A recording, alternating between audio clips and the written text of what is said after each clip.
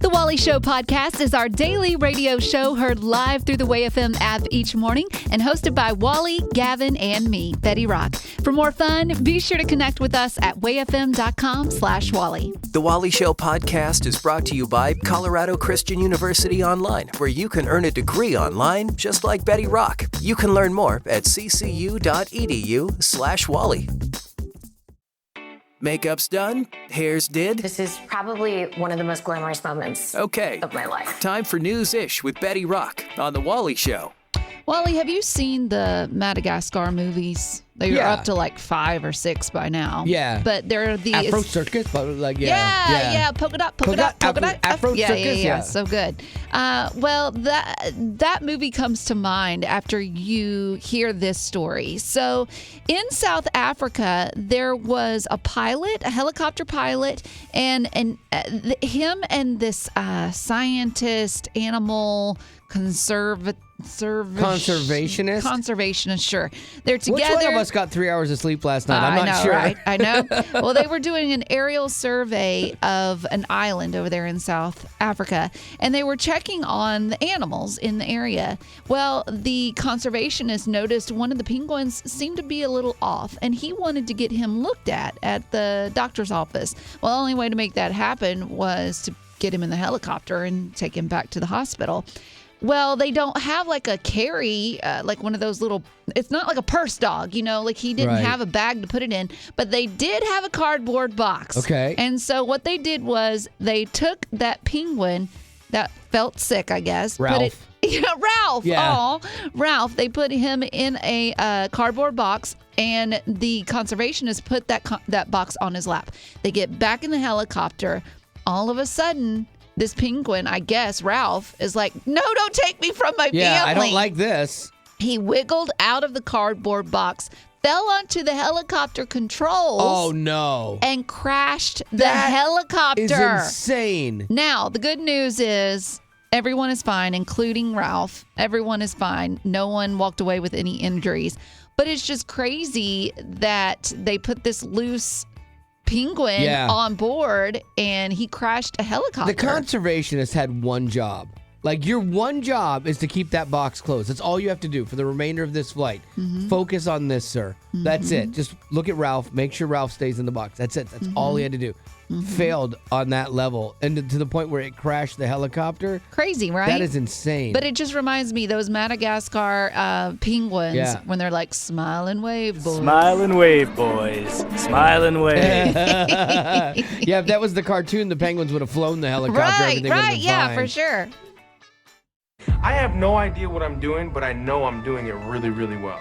Uplifting WayFM, this is The Wally Show. I fancy myself as an amateur first responder. I have no training whatsoever, but it doesn't stop me from wanting to help people. I think we need to focus on that. At the core is what I want to do is help. Right, exactly. So what I like to do is take real life situations that did happen, no one got hurt, and see how you would have handled the situation as an amateur first responder. Obviously better. Obviously. So this happened recently. There was a drive-through line at Chick-fil-A, and there was a Waymo driverless taxi that was in the drive-through line. But somehow something glitched in the system, okay? So the computer glitched, and then the caution lights came on, and the Waymo driverless taxi is now blocking the drive-through. Now people are having to wait at least 30 minutes, if not longer, in the drive-thru for their food. Their food is getting cold. And you're just trapped there. You can't back up. Right. So what are you going to do as an amateur first responder? Okay, well, the first thing I'm going to do is rally the troops. Go, look, we have to do this together. I would tell them that there was a child trapped underneath this car. Oh, okay, wait. Are the troops the employees, the Chick-fil-A employees? No, or are they it's all of us stuck in the drive-thru. Oh, it's the customers. Okay. Because we are furious. Right, okay. And so I need to take them and get that anger and get it into action. So what I do is I tell them there's a child trapped under that car. Oh, now it's really leveled up. And like a lot of the moms would be like, what? There's a child under that car? And then they get that crazy mom strength. And then they run over there there and they pick it up and they move the car themselves and get it out of the way. If they can open their driver's side door, because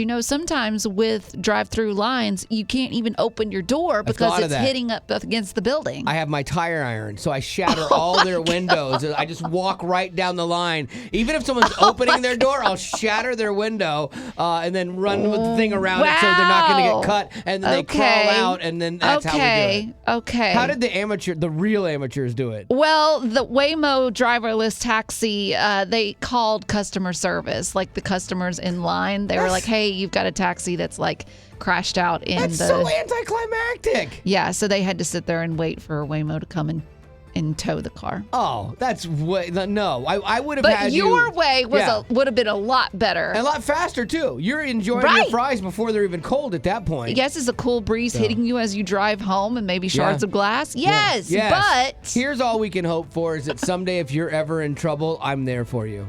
Because I will help you as Wally, amateur first responder.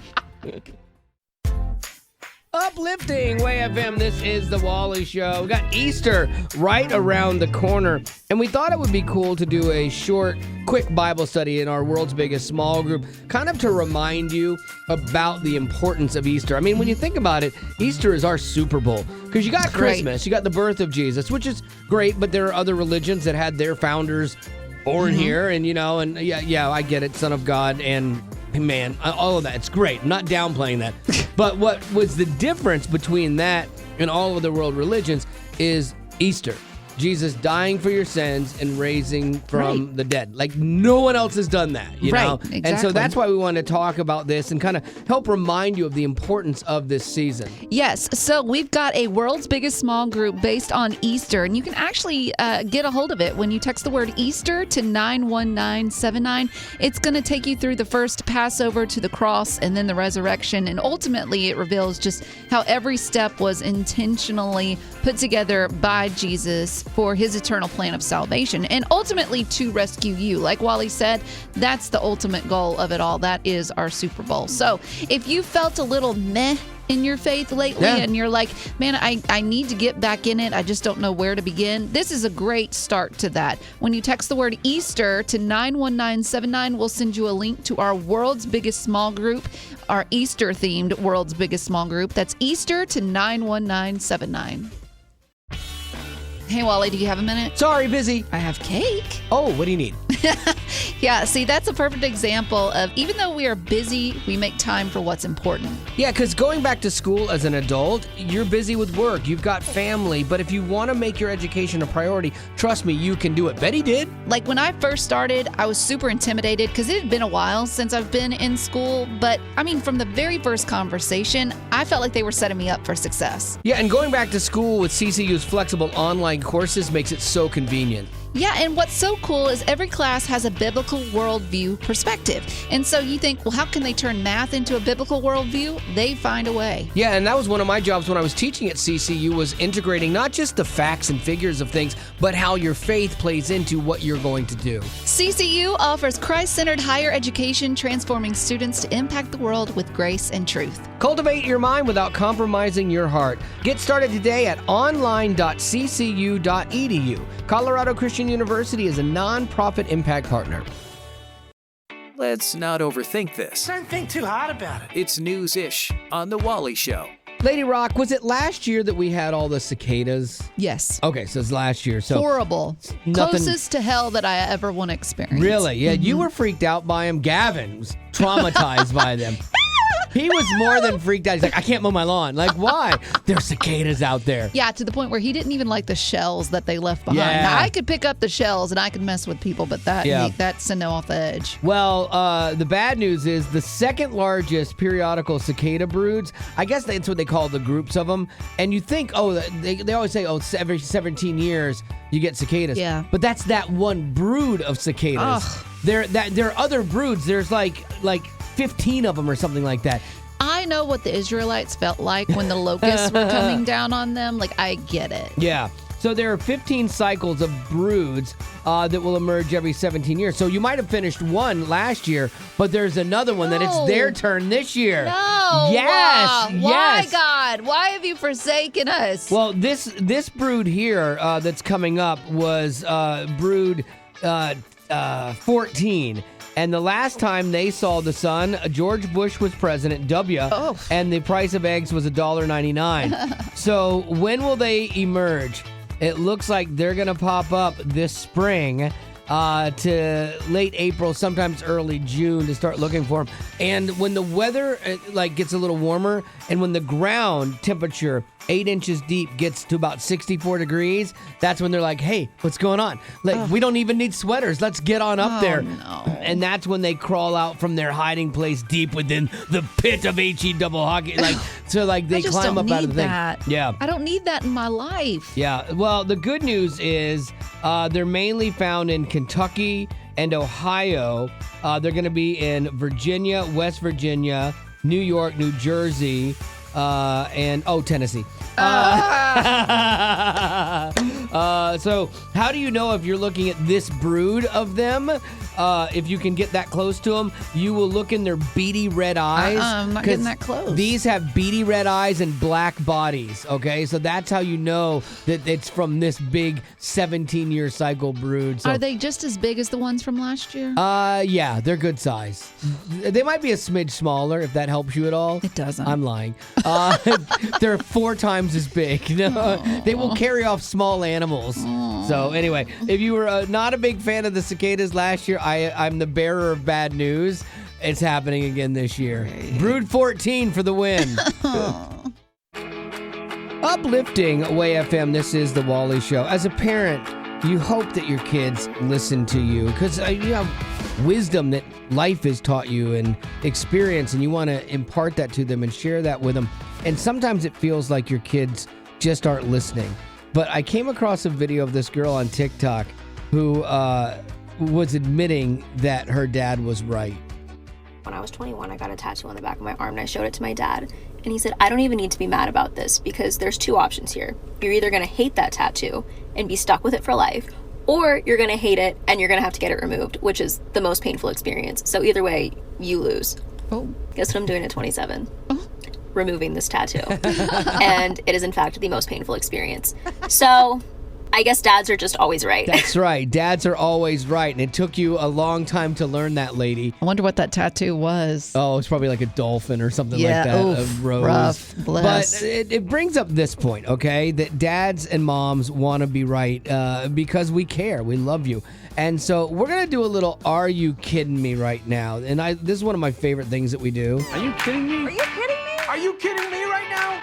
This is where we just talk to kids about things. So you got to be a kid to call. If you need to get your parents' permission, please do that. But we want to talk to you, and this could be really good for you, okay, between you and me. If we're going to ask you about a time that your parents were right, okay? And so if you think about this and you're like, you know what? They told me not to jump my bike off of that ramp, and I did it anyway, and I broke my arm. Oof. They were right, okay? So here's the beautiful part for you as a kid. If your parents there, you're like, hey, Mom, Dad, I need to call the radio station right now and share a story. Just listen, okay? Because you're going to be on the radio telling everyone that your parents are right. You won't have to get them birthday presents, Christmas presents. That will be enough for them. Just hearing that you know that they were right will be awesome. Ushered to the favorite child, front of the line. Yeah, you just got bumped up a notch or two. You could even be the worst kid, and this is going to help, okay? So here we go. 855-33-WAY-FM. That's the phone number, 855-33-WAY-FM. Again, if you need to get your parents' permission or just have them standing by. But we need you to share with us a time that your parents were right about something that you can admit. You're like, you know what? They told me this, and I didn't do it, but they were right. 855-33-WAY-FM. It's Are You Kidding Me? Let's go. Kids only. 855-33-WAY-FM. Will, what was a time that your parents were right about something that you didn't listen to them on? So usually when my parents aren't looking, I like to watch YouTube shorts on our TV. And one day I just happened to run into a few bad ones. Happened to? Okay, Will, we'll go with that. And so what happened? Did you instantly turn them off? I was like, well, not doing that again. So then your parents were right, and even you realize that there's stuff out there that you shouldn't be watching on the internet, right? Yes. Well, that's good, Will. I'm glad that you learned that lesson early on, and you see that your parents, are doing what they're doing for a reason because they love you, right? Yes. There you go. Well, Will, that's a great one. We appreciate you being on the show, man. Thank you. Thanks, Wally. Bexley, welcome to the Wally Show. First of all, how old are you? 8. 8 years old. Okay, so what was a time your parents were right and you were wrong? So I wanted bangs, and I wanted to look up my grandma, but my mom was right. I didn't like bangs. Oh, I get it. Bangs are really tough. Because sometimes you think this is going to be a great look for me. Betty Rock did bangs once, and we were all horrified, Bexley. We told her not to, but she did it anyway. So on this time, did you cut your bangs, or did you have the bangs cut? I have my bangs cut. Okay, so yeah, don't ever cut your bangs, Bexley. That never goes well for anybody. Okay. Well, I'm glad that you learned that your parents were right, and I'm telling you, your mom, that's music to her ears today. So nicely done, Bexley. Bye. So what's yours there, Jonas? So one time I was riding my dirt bike, and my parents said not to drive on the gravel because I would slip off. And I turned on it and didn't listen, and I turned on it and I flipped and got road burn. Oh, that's not fun. Why do you think that they were telling you not to ride on gravel? Was it to make riding your dirt bike less fun? No. Yeah, they were telling you to keep you safe, weren't they? Yeah. Yeah, see, that's the thing. Parents know some stuff that maybe as a kid we don't think that they know. I got to tell you, Jonas, how old are you again? 9. 9? 9-year-old Wally is so jealous of you, though. I always wanted a dirt bike, but I never got one as a kid. And I think my parents never got me one as a kid because they knew I wouldn't listen, and I would have always been falling. So I'm glad you're okay, and now that you're going to listen to your parents more, right? Yeah. There you go. Good job, Jonas. Thank you, buddy. You're welcome. All right, Benjamin, you're up. What was that time that you did not listen to your parents and they were right? So when I was little, I was at a petting zoo, and there was this chicken.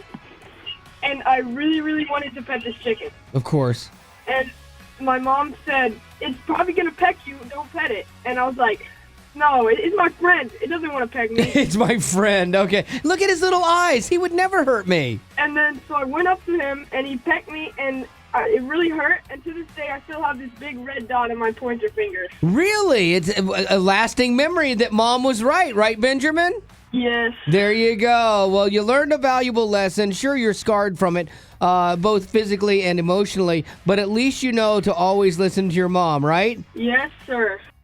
So first of all, how old are you, Tyson? I'm 13. 13. And what was your mom or dad right about that you were wrong on? So one day when I was going to school, I was grabbing my stuff, and my mom told me to double check to make sure I got everything. Yeah, and you're like, Mom, I'm 13. I'm not 12 anymore. I have everything. I don't need to look. Yeah. Why do you control me? So I didn't want to look, and I still had everything. And so after I went to school, I came back, and I walked to the door. And when I went in my book bag, I couldn't find my key, but it was inside. So I got locked out. You were homeless. You became homeless, Tyson, because you didn't listen to your mother. Yes. How'd you get in the house? I had to go to the clubhouse and get an extra key. I'm glad you thought to go get an extra key. 13-year-old me, I would have found a rock and thrown it through the window and then been like, Mom, I had no other choice. This is how I had to get in because you didn't remind me to get my key. All right, Leonard, you're up. What was that time you didn't listen to your parents and they were right? My dad built this homemade bike ramp, and I wanted to go higher and pull my handlebars up. Of course. But my mom was screaming at me not to do it because it wasn't safe. So I ignored her, and I just went for it. Yeah, you gotta send it, man. You don't get to the X Games without learning to send it when you're young. That's what I'm saying. But the only thing that went up was my shoulders. And I just slid off my bike forwards, and I just slid, and I got up, and there was just a huge scratch on my chest, and now there's a scar there. Oh, and now wow. I actually listen to my mom. But see, that's a cool story to have as you grow up. How'd you get that scar, man? And it's bike accident, I was jumping ramps, the usual. That's cool. I have a feeling though, Leonard, as frustrated or upset as your mom was with you for not listening and getting hurt on your bike, I bet she was 10 times madder at your dad for building the ramp. Oh yeah. Yeah. With so much drama in the news, I hate So there you go. You love drama. I know I do, right? This is a drama-free zone. It's news-ish on The Wally Show. If you've flown anytime recently within about the last 10 years, you know how frustrating airline travel can get. It's gotten worse. It just seems chaotic. Yes. And then if you add on bad weather, if you add on a fist fight at your gate, yes, like those kind of things, yeah, you're going to be delayed. And it always is like they always blame everything on the weather. Like, and you're like, it's sunny outside, but then they're like, well, it's from another place and your plane's coming in. And so that's always the catch-all. Well, there was an American Airlines gate agent that was trying to get out ahead of this, and somebody recorded her, and it kind of went viral. And she was reminding people that had been delayed for almost 8 hours, hey, be nice. It's not the fault of the people that are going to be serving you. They've been delayed too. So just be nice to them. And then as she's giving her speech, she jokingly calls out a baby that's crawling on the floor for being problematic, which is kind of funny. When you get on my aircraft, don't get small with my flight attendant. Be nice to them. They have a hard day just like we do. I'm asking you, do it for me. Be nice to them. Hey, you on this floor. Where you going? Look, don't be on that acting up. We know you're going to get out of attention. That's funny. But I like that she was taking something serious where probably people were in a really bad mood and they tried to change it around and try and make it more fun. I think you do need to remember, like when you're traveling anymore, like flying these days, you got to pack your patience. Like when a flight goes well with no delays, you make all your connections, no one's acted the fool in the flight, you feel like you've won the lottery because it's a unicorn. It's so unusual for that to happen. That's pretty sad. Yeah, and so for me, I try to remember that like these people are having a long, hard day too, and they've been yelled at by 10 people before you. They can't change it, and so I try to kill them with kindness. In that circumstance, and I have good luck with. I have better luck with that. I don't. And here's the thing: I don't always get what I want or what I need. I don't always get the miracle. Oh, I'm going to bump you up to first class for being so nice to me. That doesn't happen. But you know what I do get? As I walk away and I go, I wasn't a jerk to that person, and I feel better about the way I handled that interaction. Yeah. So even though I didn't get anything, it's still the right thing to do, and you feel good for that. Right. Uplifting Way FM, this is The Wally Show. Betty Rock is stepping up in various areas of her life. I mean, she is super prevalent here. Like, I respect what she does on the show, obviously, and she is taking the lead on a lot of things, bossing me around a little bit. But then recently, you told me that you, in your personal life, were stepping up to lead a small group? Yes. So typically at my church, we have small group every Wednesday, but during the summer months, we take a break. And so that break will be coming up here soon. And I look forward to Wednesday night small groups. I look forward to it. I don't want it to end. And I thought, well, if I don't want it to end, maybe I could host one myself. And then I thought I would love to do one with just the ladies. Okay. But the problem is I want something that will, like a study that will resonate with lots of women in various parts of life. It's hard to pick one. Right, exactly, because there's so many, but you want a study that's going to be it'll pertain to the young as well as the old, because it's going to be all demographics. And I just don't know where to begin. We've gone through this before, like with my small group. They'll with throw women's out, groups? Yes. They'll throw out a couple options. Hey, we could do this one on raising kids or this one on this. And then we all kind of vote on it, because it's really difficult to hit everybody and what they like, kind of thing. No, that's a good idea. Yeah, but this is a good idea to pick people's brains, and because you might have some women that have gone through a study and went, oh, the Beth Moore one on Daniel, you have to do, or whatever. And it even could be just a book, like it could be a book club type thing where it's like you read a couple of chapters and then we get together and talk about them. I'm wide open to the idea of what a study looks like. Yeah. So if there's something that you as a lady, you've been through a study or a book that was biblical study worthy, then I would love to know what it is. 855-33-WAY-FM. That's 855-33-WAY-FM. What's that study that you were like, this made a difference for me? Because it's really hard to pick one. And so getting some knowledge from you, if you've already gone through one, would be great. It'd be awesome if Beth Moore called and was like, hey, do my study. Yes, ma'am. Yeah. All right. 855-33-WAY-FM. We'll take your suggestions for Lady Rock right now. What is that study or that book that really resonated with you that you think would work for a women's Bible study that I could lead? So at my church, we have done a few women's studies, and the first one I ever went to, which was actually what drawn me to this church, was The Woman at the Well. So we actually got the book, Well-Watered Woman, and we did the study through that book. It was amazing. What was so amazing about it? It was just something that resonated in me because, we have all a lot of sin in your life, because that's the story of that woman. Pretty much, none of us feel worthy to be in God's presence, and then just for him to sit there and be like, I know what you've done, I know who you are, but I love you anyway. I'm still here. I've always loved the part of this story. I had a pastor say this once, that like everyone wanted to judge her and condemn her, and the one person that had the right to was Jesus, and he chose to love her. And in that moment, while she wanted to run, the safest place for her was at the feet of Jesus. And I think that's just such a beautiful analogy. If you want to use that, Rock, you can. I've already forgotten it. Have you come across a really good one that you would recommend? Definitely. It is Jesus and Women by Christy McClellan. Oh, Christy McClellan's real. I jumped in there really fast.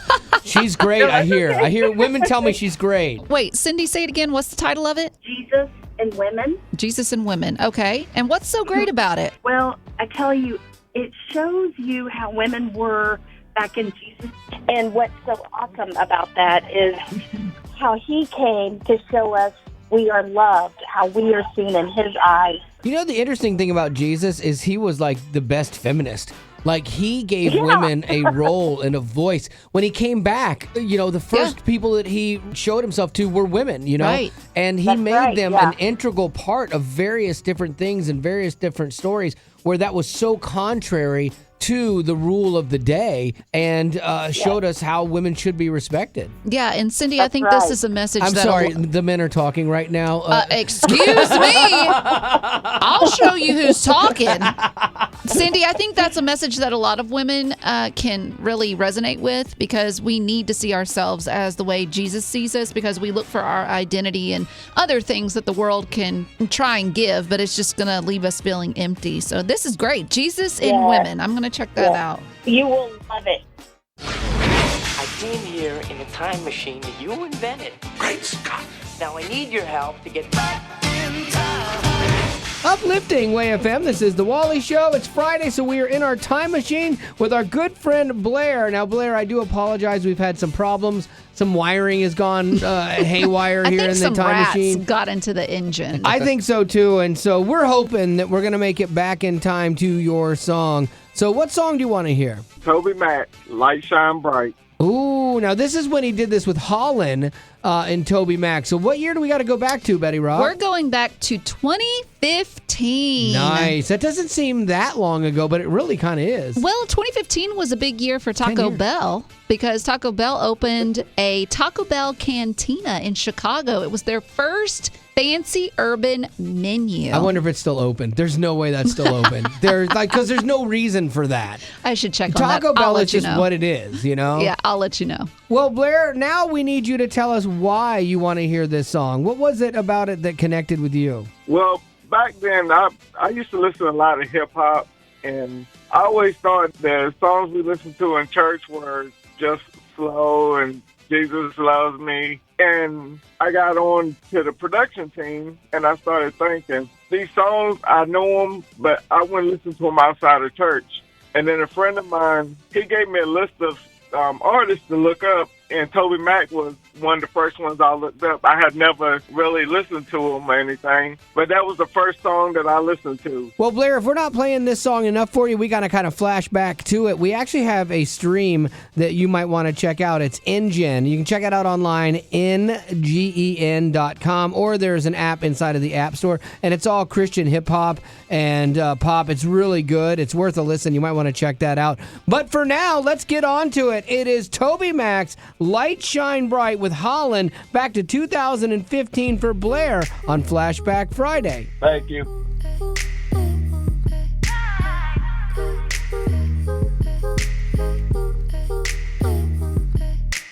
I want to magnify your light. I want to reflect the sun.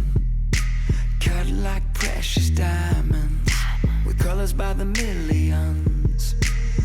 This is the only world we know, and for now this rental's our home. If we gon' be...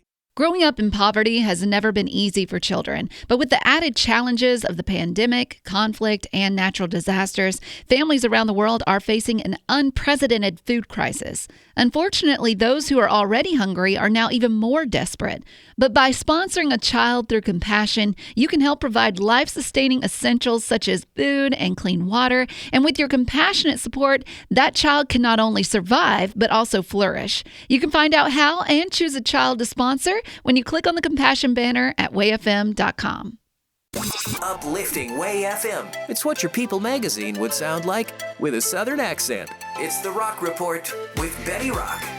I remember when I was told that there was a book coming out about Andy Griffith and Barney Fife, well, Don Knotts. And I'm a huge fan of the Andy Griffith Show. And my dad was like, oh, should we read it? And I was like, I don't know if I want to because I might find out more about him that I don't like. Exactly. And he's not alive to, I don't know. Sometimes you don't want to meet your heroes. Yeah, it can ruin it. But I have a list of people that are sharing stories of times that they met celebrities, and it actually turned out to be one of the best encounters they've ever had. So the first one, I think, comes as no surprise. Mr. Rogers. One person claims that when they met Mr. Rogers, he was so good at making you feel like you were the only person in the room. That's a gift. That is. And the smart people, the most successful people are really good at that, whether it's by nature or they have to be intentional with it. They're really good at that. I met his wife. I never met him. I met his wife, and she was the same way. She was a delight. Oh, that's so sweet. This one's interesting. Cameron Diaz, you know her. Oh, yeah. She's a huge actress. But she was actually at a ski resort, and she was returning her skis and all her wear. And she said that there was an employee that was there that was working and had their arms full taking out the trash. And this employee said that Cameron actually put all her gear down and offered to take the trash out for her. Nice. It's pretty awesome. That's a really great encounter. Yeah. The one that you don't expect. And then finally, Tony Hawk. He's a huge skating he's a skateboard legend. Yeah, skateboard legend. Well, there was a small town that he actually gave the money towards creating a really awesome skate park there for the kids in this small town. And then he even got paid some professional skaters to come and break it in for them and show the kids some new tricks. I think that just goes to show the humanity of these people, that they haven't lost where they come from. Yep. I had an encounter with a celebrity last night. I've been waiting so long to talk about this. I met Milo Ventimiglia from This Is Us and Gilmore Girls. He could not have been any cooler and nice and genuine with everyone he met. I watched him walk over to like a grip on the movie set. It was for I Can Only Imagine 2, the movie that he and I starred. Whatever, not important. I almost forgot that. But no, and he walked over to this guy. He saw this guy looking at his screensaver on his phone. It was his kid. He said, hey, is that your kid? He's like, yeah. He's like, show me a picture. And then Milo showed him pictures of his kids. He was that intentional with everybody that he met. I cannot say enough good things about him. I know. I've been saying it all day. I'll get onto this in a minute. We'll talk about Milo and maybe some people that you've run into here in the next 10 minutes.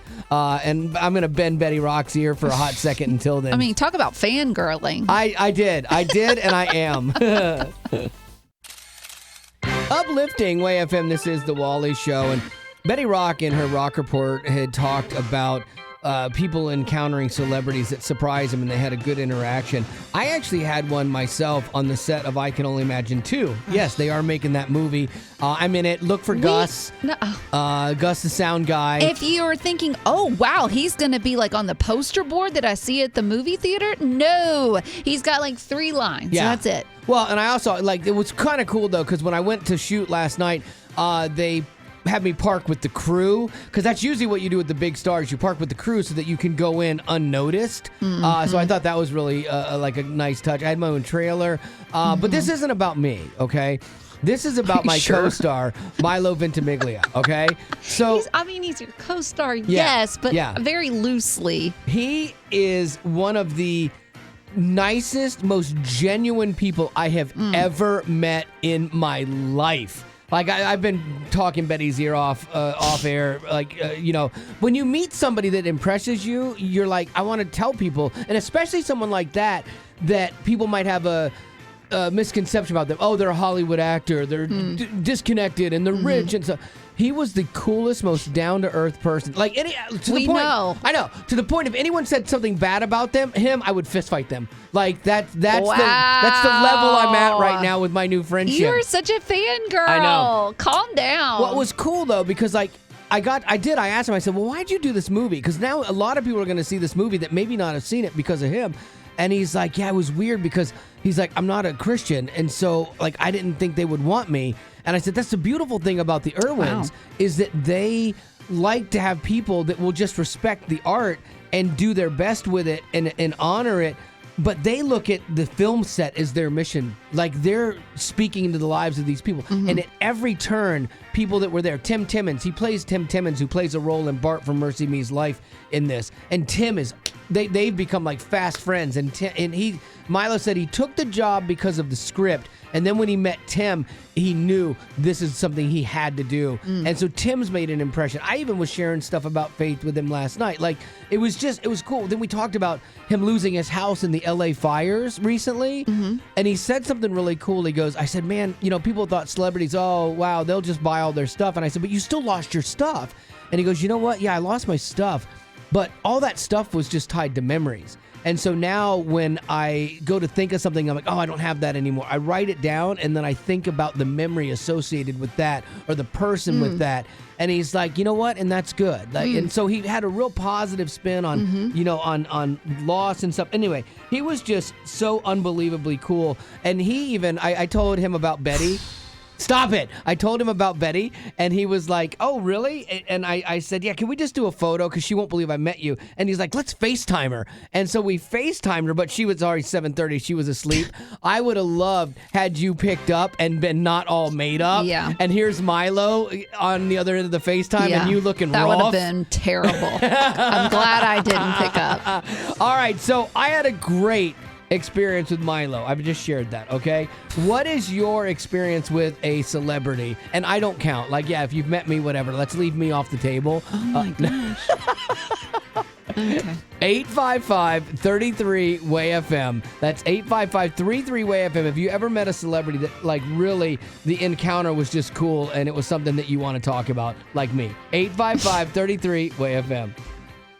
Is there a celebrity that you met that was really cool? So my grandparents live in Florida, and the gated community that they lived in, so Mick Jagger has a house there. No way, really? Yeah, so I was in the gym one day at their in this gated community, and this guy was in there.